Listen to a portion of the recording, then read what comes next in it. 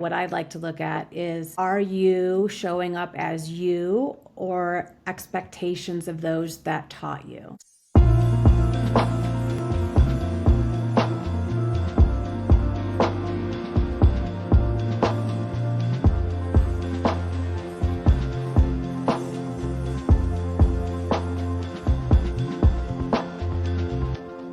Well, hello and welcome back to the Amanda Kaufman Show. And today I am joined by Clare Hefferren. And Clare is the CSO, CCO, and founder of Wonder Pact, a strategic advisory for spiritually coherent lives, brands, and legacies. She has 30 years of leading brand strategy, including working with Colorado Parks and Wildlife, Rebecca Rush, Kind Bikes and Skis, and Doubletree by Hilton Vale. And now she guides founders, teams, individuals, and communities through identity evolution rooted in resonance over performance. And I'm so excited to have you here on the show, Clare. Welcome. Thank you, Amanda. Always lovely to be here.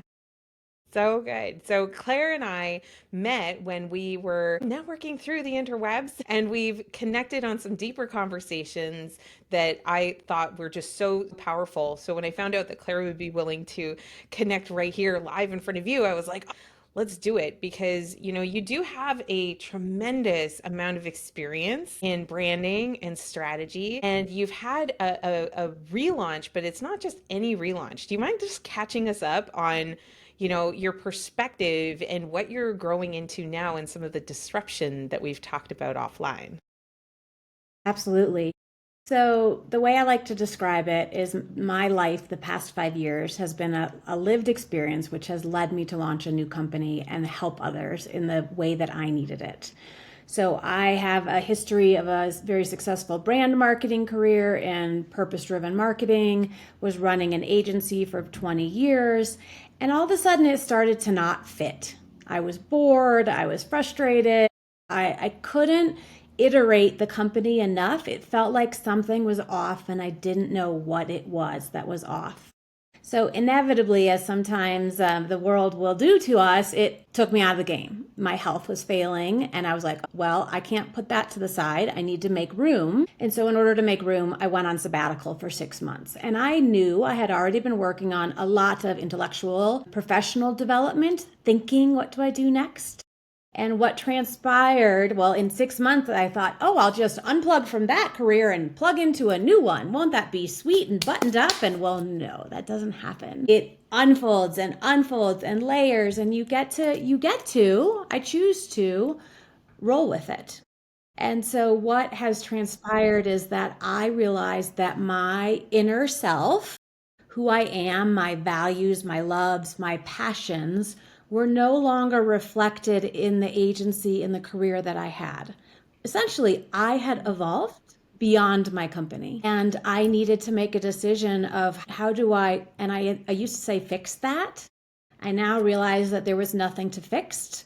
I'm not broken. No one is broken. No one needs to be fixed. But we are often what I call layered upon by others, othering, with expectations and burdens and shame of this is the right way to do it, with no negative will. It's just the best that we have been taught.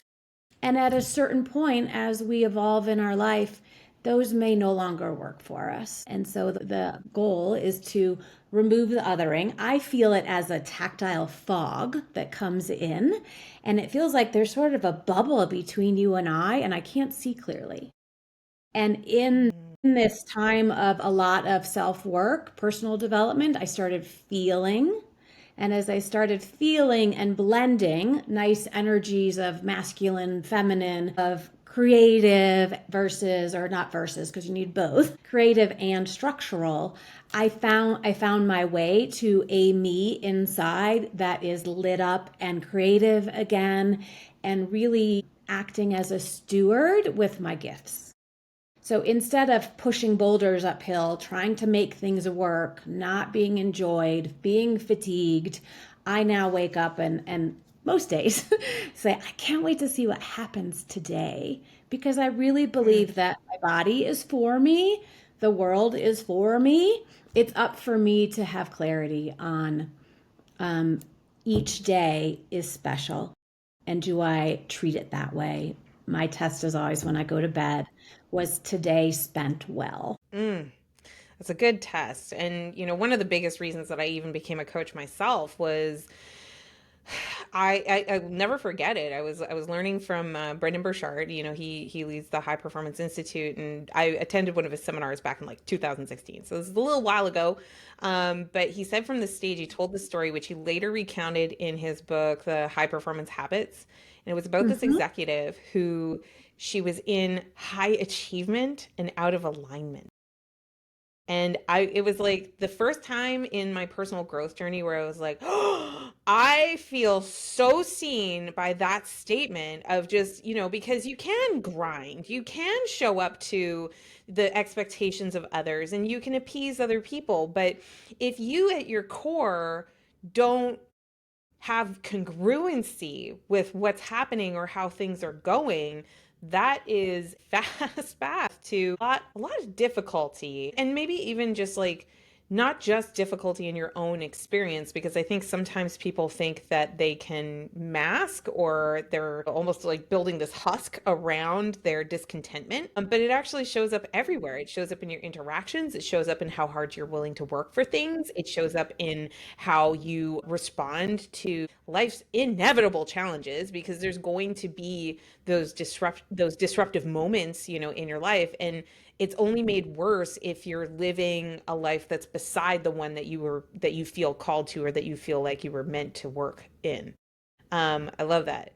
So And we may this think that, clarity, I mean, like, go ahead. I was to say, we may think that no one is noticing, but they do. And they feel it. Mhm. I remember being told, like, I see you, but I don't really see you because there was a fog, there was a disassociation. I was performing and I was really good at it. And so you can have that. You can have that career, you can have that life, but it will begin to crumble, and the crumbling will be louder and will be louder. And so I think it comes a place where always we have a choice. Am I going to be brave? Am I willing to do the work? And if you are, the other side is pretty gorgeous. Love that. Yes. Claiming our agency. That's so powerful. So now what? Where, you have learned so much about finding this alignment, about finding, this way that you like to want to desire to move through the world. How is that translating to how you approach business now? Right. So, very interesting question. The things that I think about is I am not operating at the high, fast pace that life is. That is often expected in the workplace. And that can shake people up. People but can be both offended by it, can be intrigued by it. And so that first is like I say that I have retired my alpha leader. And that means that, yes, I have the ability to juggle 12 plates at once, do all the deadlines, run teams, have 6 clients. I no longer want to work in that fashion because it's not healthy. It was building for others and not caring for self. And so when I think of your audience and I think of the ultra mode of go, go, go, fast, fast, fast, always on 24/7, accessible, how do I want to live inside of that world? Is that fortunately, I do have the ability to create my schedule, and I do have the ability to watch the biometrics of my energies and when I'm most focused, and adjust away so my work week looks very different than it used to. I have boundaries now. I Hmm. pay attention to my energy of cadence, and I'm really looking for how can I go deep with fewer. Maybe the concept of less is more, but really it's an internal check-in frequently of the mix of feeling and thinking. And it's also, I would say, And also, something I noticed, and apologies, please go ahead. that's okay. Another significant piece is that I would have an allergic reaction to the word sales. And often I think, who is the best salesperson? You are yourself. You know the content, and your coaches are coaching. And so what I was doing was pushing a boulder up a hill because it didn't align with who I am and the way I want to bring people Hmm. to come and work with me. Before it was loud launches, big campaigns, lots and lots of iterations of touch points on different channels. And really it's a felt like I was selling my soul to do that. And so I had to investigate in Mm, myself, what is my style? And so one of the really cool things that happened for me was I came out of the spiritual closet in business. So my business was very businessy, and my personal life was far more vibrant around spiritual beliefs, everything from God to astrology to human design to gene keys to healing methodologies, chakras. And I'm known as a resource person. And I was pretending I didn't have all these extra resources. Now, you can pick and choose what your beliefs are. What I've done is make them available in my toolkit. So now when I work with clients, I say, because I know my assessments, much like or just like a Myers Briggs or a DISC assessment, there are assessments in these spiritual realms that can say, for me, I want to call in, I want to be soft and intimate. And that has brought a different type of clientele for me. So I find it fascinating to have the opportunity to look at really the way I do my marketing, my outreach, communication with my clients. Is it in alignment with me, or am I shifting, code shifting based on who's in front of me? mm, mm-hmm, mm-hmm. And, there's this myth, I think, that there's just one way to succeed. And that cannot be further from the truth. Like, there are literally millions of ways that you could get attention, that you could meet new people, that you could connect. And sometimes, like you said, the there can be this pressure to perform. And so that pressure can sometimes show up as like perfectionism, and we're looking for this standard that frankly doesn't exist. It's not real. Like, Mhm. there's certain fundamentals, I suppose, in business, how you manage relationships and things like that. There's certain, compliance things that we got to do in business, but there's so much opportunity in, like you said, what relationships do you want to build? How do you want that relationship to unfold? What is it that new audience actually values in you? And finding I almost think of it as almost like this Venn diagram between like your genius and your skill set, and like what is it that they desire, what is it that they like, and it's this mutual choice. I really love having a mutual agreement that we're going to move forward with something that's really, really awesome. And, we all have different methodologies, but I just love how you really nailed that. So, um, what do you see as the biggest opportunity for a business owner who's maybe been feeling some of the things that you once felt, which was, maybe they're feeling this stuckness, maybe they're seeing really big impacts in their health, or perhaps the relationships that they're surrounded by, they feel hollow and hard and difficult. Like, what would you say to that person if they're hearing this and they're kind of going, now what? What would you tell them? Exactly. Exactly. I say like the challenges are like I can't articulate what it is. Something's off. I know why I want more. What is it? My energy is down. I can't figure out why. I'm eating well, I'm exercising. That is soul fatigue. It means that your soul is ahead. You're wanting to be, you have a calling to evolve, and you are standing in the mud. And so, I have a wonderful free opt in tool called the Rhythm Map. And it's a self diagnosis tool, a PDF that looks at your soul at alignment. So it gives questions of if I'm feeling like this, and you can go through scenarios of does this feel like me, and it will help you to understand like here's what's happening on my inner body and here's how my world looks. So it's a combination questionnaire of feeling and looking at the pie charts of the life, relationships, work, and saying inside of those pie pieces what's happening. And once you can identify what I call some of the breakdowns, we can begin to look at often there are contradicting thoughts. You feel an internal tension. One day, the Alpha Claire is like, "What are you waiting for? You have 15 things on your on your list." And then the Soul Claire is saying, "Today we're not in rhythm, and instead we're going to do this." And then you'll be ready for tomorrow. I love that personification of the mindsets of, like, that is awesome and a very useful tool in its own right. And by the way, dear listener, we'll have the links to everything that Claire is talking about here in the show notes below. So it's really easy for you to go and find those. If you had like one wish for the entrepreneurial community in 2025 and beyond? What do you hope to see a whole lot more of? Opt out of the previous structures that are deemed the baseline you must do. That's false. That's an assumption that we state as fact.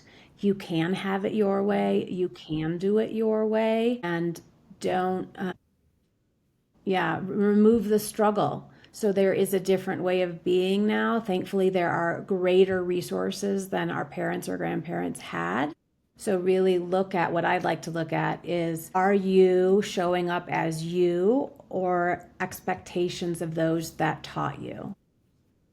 And if you're feeling like you are in a performative space, this is what I was told to do, to get curious. My top two values are curiosity and adventure.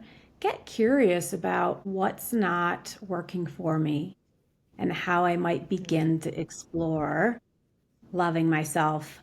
For the individual, what happens is we evolve, and our businesses often don't, or the industry often doesn't.